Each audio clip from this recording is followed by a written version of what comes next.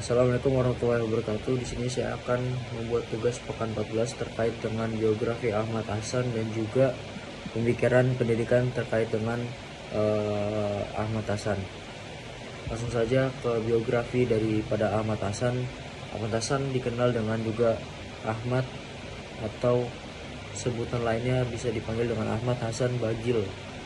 Beliau merupakan tokoh sentral dalam gerakan pembaruan Islam di Indonesia pada abad ke-20. Lahir di Singapura pada tahun 1887. Ia berasal dari keluarga keturunan India yang memiliki tradisi keilmuan yang kuat.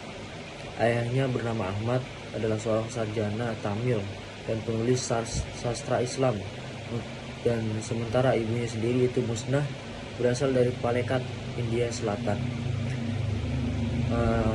Sejak usia dini, Hasan telah menunjukkan minat besar terhadap ilmu pendidikan. Meskipun pendidikan formalnya terbatas, ia secara otodidak mempelajarinya berbagai bahasa termasuk dengan Arab, Melayu, Tamil, dan Inggris. Dia juga mendalami ilmu agama dari sejumlah ulama terkenal di Singapura dan lainnya. Pada tahun 1926, Hasan bergabung dengan Persatuan Islam atau bisa dikenal dengan PERSIS dan segera menjadi tokoh utama dalam organisasi tersebut.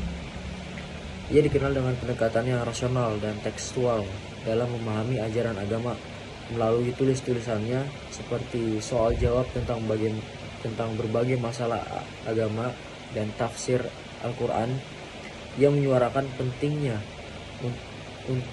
untuk bisa kita belajar pada Al-Quran dan hadis sebagai sumber utama dalam landasan pembelajaran ataupun sumber ajaran dalam pembelajaran kita. Hasan juga dikenal sebagai penempat ulung yang sering terlibat dalam diskusi publik untuk membela pandangannya. Keberaniannya dalam menyampaikan kebenaran meskipun kontroversial membuat dihormati dan sekaligus dikritik oleh berbagai kalangan. Setelah mengalami sakit sepulang dari ibadah haji pada tahun 1956, Hasan wafat pada 10 November 1956 di Surabaya. Warisan intelektualnya tetap hidup melalui karya-karyanya dan pengaruhnya dalam gerakan pembaruan Islam di Indonesia. Untuk pemikiran pendidikan daripada Ahmad Hasan itu sendiri, beliau memandang pendidikan sebagai sarana vital untuk membentuk individu muslim yang berakal sehat dan berpegang teguh pada ajaran Islam. Di antaranya aspek utama dari pemikiran pendidikan itu adalah yang tadi telah dijelaskan, bahwasanya beliau sangat mengajukan ataupun menekankan bahwasanya Al-Quran dan hadis itu ditunjukkan sebagai sumber utama untuk kita belajar. Yang kedua itu menggunakan pemikiran akal dalam pembelajaran. Itu mendorong penggunaan akal dan logika dalam memahami ajaran agama.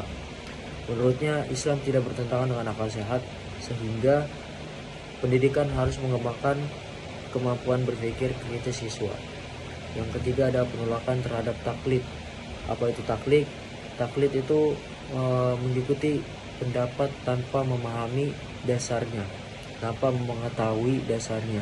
Sebaliknya, ia mendorong kepada ijtihad, yaitu usaha mandiri kita dalam memahami ataupun mengerti terkait dengan